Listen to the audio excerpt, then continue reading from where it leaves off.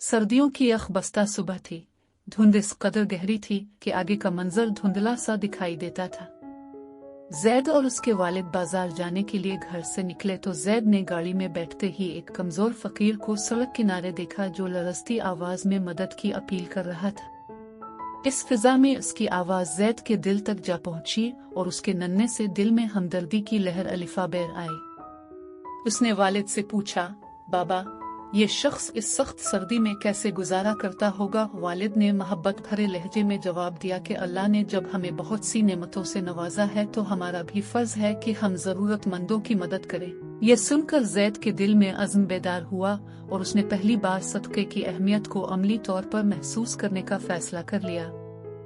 गाड़ी रोक कर वालिद ने जेब से चंद सिक्के निकाल कर जैद के हाथ में रख दिए ताकि वो खुद जाकर इस फकीर को दे आए।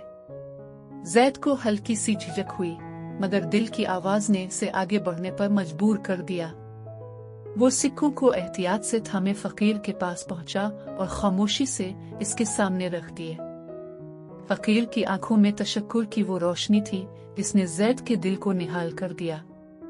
एक अनजानी खुशी के एहसास ने जैद को अपनी लपेट में ले लिया और वो वापस आकर बेसाख्ता मुस्कुराने लगा। वालिद ने जैद के सर पर शफकत से हाथ रखा और बताया कि देने की खुशी सबसे बड़ी खुशी है, क्योंकि इससे अल्लाह की रजा मिलती है और दिल को सुकून मिलता है। अगले चंद मिनटों में जैद के जहन में मुख्तलिफ ख्यालात गर्दिश करने लगे।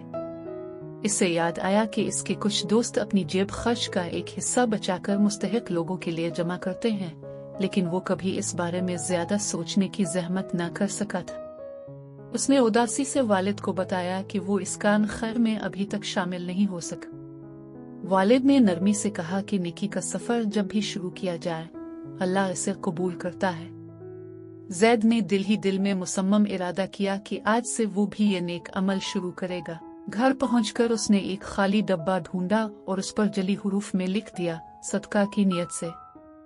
ये महज एक सादा सा डब्बा था, लेकिन इसके अंदर जैद के खुलूस और दीन की तालीमात पर अमल करने की लगन भरी हुई थी। जब जैद को जेब खर्च मिलता तो वो फौरन इस डब्बे में कुछ ना कुछ रकम डाल देता। हर बार जब वो सके इस डब्बे में गिराता, इसके दिल में खुशी की एक बेमिसाल कैफियत पैदा हो जाती। यूं चंद दिनों में खासी रकम जमा हो गई। वो खुशी खुशी वालिद के पास गया और उन्हें सारी सूरत हाल बताई। वालिद ने इसे महल्ले की एक बेवा खातून का बताया जो 3 छोटे बच्चों की कफालत कर रही थी। जैद ने किसी ताखीर के बगैर अपने जमाशुदा पैसे लिए और इस खातून के घर पहुंच गया। इसने खामोशी से लिफाफा इसके हवाले किया और अपनी शर्मीली सी मुस्कुराहट के साथ वापस आ गया। खातून के तशक्कुर और दुआ से भरपूर अल्फाज जैद को जैसे एक ना खत्म होने वाली राहत अता कर गए। घर वापस आकर जैद ने अपने वालिद को बताया कि वो मजीद लोगों की मदद करना चाहता है। इसने न सिर्फ अपनी जमा पूंजी का एक हिस्सा मुख्तस करने का इरादा किया, बल्कि ये भी सोचा कि कपड़े और खाने पीने की चीजें भी इकट्ठी करके बांटी जा सकती है। वो अपने दोस्तों के साथ मिलकर मंसूबे बनाने लगा कि कैसे वो सब मिलकर जरूरतमंदों के लिए आसानियां पैदा कर सकते हैं। यूं सदका और सखावत जैद की रोजमर्रा जिंदगी का हिस्सा बन गए।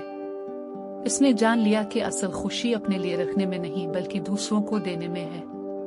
ये एहसास उसे अंदर से मजबूत करता और वो किसी भी नेकी के मौका से हरगिज पीछे ना हटता। वालिद ने इसकी हौसला अफजाई करते हुए कहा कि दीन की हकीकी रूह यही है कि हम दिल को नर्म रखें, अल्लाह से लो लगाएं और अल्लाह के बंदों के काम आएं। जैद की आंखों में अब एक अलग सी चमक थी, क्योंकि वो जानता था कि सखावत का ये सफर अल्लाह की खुशनुदी का सफर है, जिसमें कदम कदम पर सुकून और बरकत है। यूं जैद ने बड़ी उम्र में भी ये रवैया बरकरार रखने का मुसम्मम इरादा किया ताकि वो हकीकत में दीन का अमली पैकर बन सके।